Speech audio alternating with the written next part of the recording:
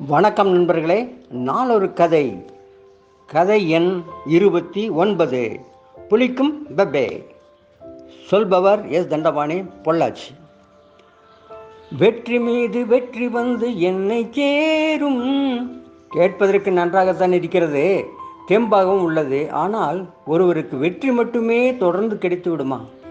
வாழ்வில் வெற்றி கிட்டும்போது மனம் குதூகலிக்கிறது. ஆனால் சிறு சறுக்கல் நேர்ந்தால் கூட மனம் துவண்டு விடுகிறது. தோல்வி என்னும் படிக்கட்டுகளை மிதித்து செல், வெற்றி அங்கே உனக்காக காத்திருக்கிறது. தோல்வி அல்லது சோதனை நேரிடும் போது நமக்கு நாமே குறிக்கொள்ள வேண்டிய வாசகம் இது.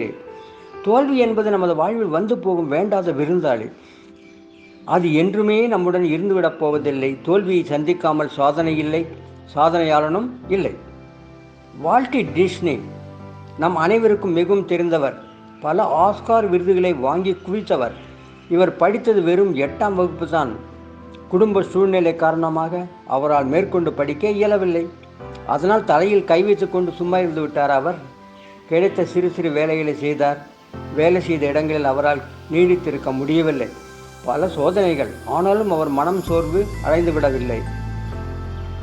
நாம் இதற்காக பிறக்கவில்லை, ஏதேனும் ஒன்றை சாதிக்க வேண்டும் என்ற வெறி அவருக்குள் இருந்து கொண்டே இருந்தது. கிடைத்த ஊதியத்தில் மிச்சப்படுத்தி ஓவியப் பள்ளி ஒன்றில் சேர்ந்து ஓவியம் பயின்று தேர்ச்சி பெற்றார். ஒரு நாள் ஓய்வு நேரத்தில் அவர் ஓவியம் வரைந்து கொண்டிருக்கையில் அருகில் ஒரு சுண்டெலி விளையாடி கொண்டிருந்தது. வெகு நேரம் அதையே பார்த்து கொண்டிருந்தவர் மனதில் பளிச்சென்று ஒரு எண்ணம். அற்பமான ஒரு சுண்டெலி அவரது வாழ்க்கையை புரட்டி போட்டு விட்டது. அந்த சுண்டெலியே தான் அது அவருடைய ஹீரோ. மிக்கி மவுஸ் ஒரு சிறு குழந்தை கூட அறியுமே. இதை சிந்திப்பது என்பது எல்லாராலும் செய்யக்கூடிய ஒன்றுதான். ஆனால் நம்மில் பலர் சிந்திக்கவே முயல்வதில்லை. ஆனால் ஆக்கப்பூர்வ சிந்தனை நம்மை எதையும் சாதிக்க வைக்கும் என்பதை நினைவில் கொள்ள வேண்டும். தோல்வி அல்லது வேதனை நேரடியில் துவண்டு சுருண்டு விட்டோமேயானால் அது நமது மகிழ்ச்சியையும் நிம்மதியும் கொள்ளை கொண்டு விடும். நாம் துன்பப்படுவது அல்லாமல் நமது குடும்பத்தினரையும் சேர்த்து துன்புறுத்தலாமா? எனது மருத்துவ நண்பர் ஒருவர் கூறிய தகவல் இது.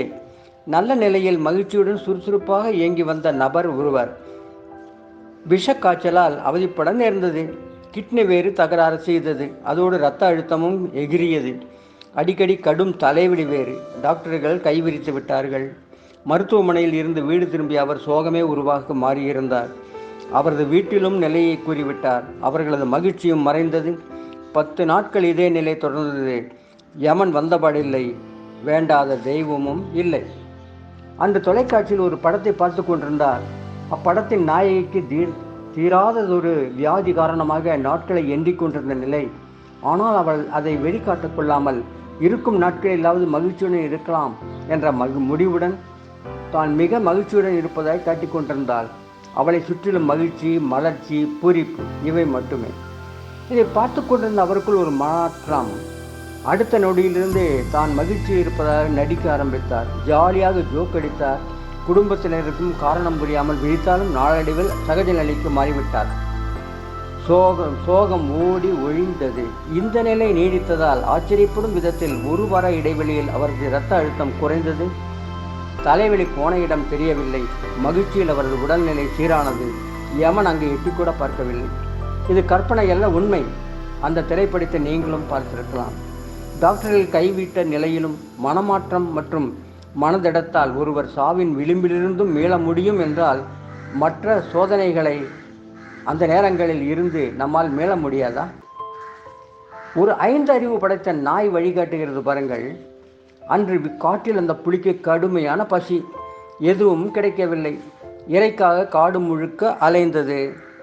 ஒரு சிறு விலங்கு கூட கண்ணில் படவில்லை.